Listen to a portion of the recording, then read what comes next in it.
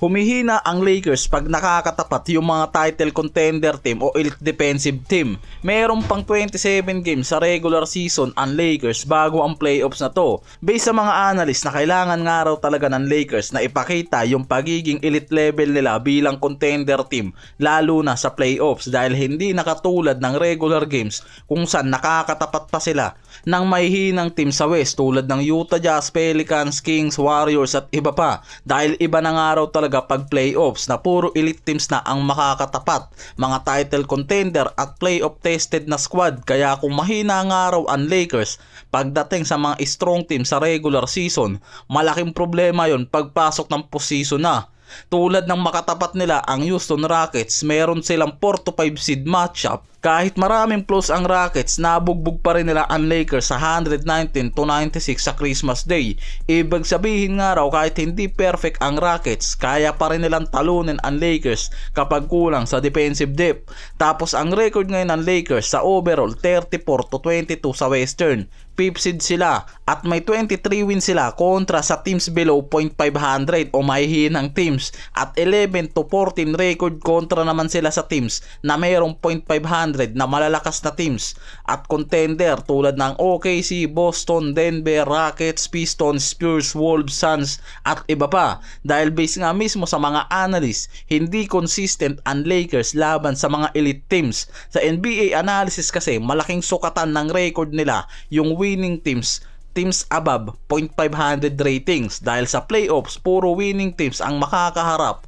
Walang tanking o rebuilding, walang easy wins. Mas madalas kasing napapansin sa Lakers na mas maganda nga lang daw ang record ng mga to kapag kalaban yung mahihinang teams kumpara sa mga contender teams na mas maganda ang record kumpara sa Lakers. Kaya nakikita na mas maganda ang record ng Lakers laban sa mahihinang teams kaysa sa mga contender.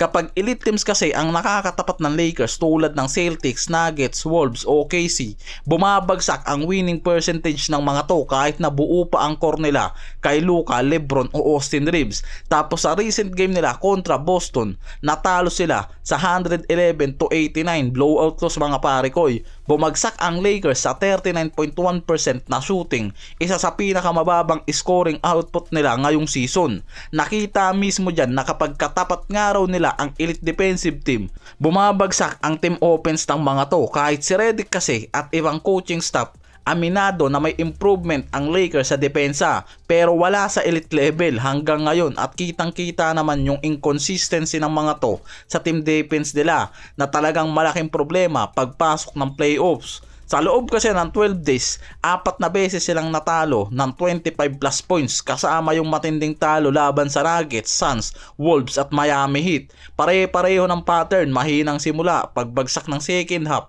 disaster sa third quarter kung saan sila na-outscore ng malaki. Kaya hindi lang sa close loss, nagko-collapse nga raw ang Lakers kapag nahihirapan na pagdating sa depensa ng kalaban. Sinabi dyan ni Lebron na kailangan nga raw nilang mag-take ng responsibilidad lalo na sa team defense. Binanggit din niya na mahina ang communication sa defense nila na nakikita nga nito na problema ngayong season. Kahit kasi si Luka, aminado talaga na may problema pa rin sila sa team chemistry at sinabi niyan na kahit siya hindi pa talaga sapat ang chemistry kasama si Austin Reeves at Lebron sa loob ng court. At sinabi pa niyan na kailangan pa nilang maging physical sa game at magkaroon ng maayos na team defense. Sinabi naman ni Redick after ng blowout loss nila kontra Celtics na maganda ang naging defense ng Lakers dahil nalimitahan nila ang Celtics sa 47% na shooting. Pero ang problema nga raw nila kung bakit hindi sila nakahabol dahil sobrang pangit ng naging scoring ng mga to mula sa bench at mga supporting cast. Madalas nagsisettle ang Lakers sa contested jump shot, hindi sila masyadong umaatake sa rim. Kumukuha lang sila ng mga mid-range shot na mababa ang efficiency at yan yung nakikitang problema ni Redick. Si Luka, Lebron, Reeves, maraming tira pero hindi nga raw ganong kataas ang efficiency. Yung supporting cast nila halos walang ambag sa scoring at bench halos wala ring impact na nabibigay. Kaya halos bumabagsak nga raw ang offensive ratings ng Lakers kapag katapat talaga yung mga elite defensive team na mismong malaking problema nga raw talaga nila.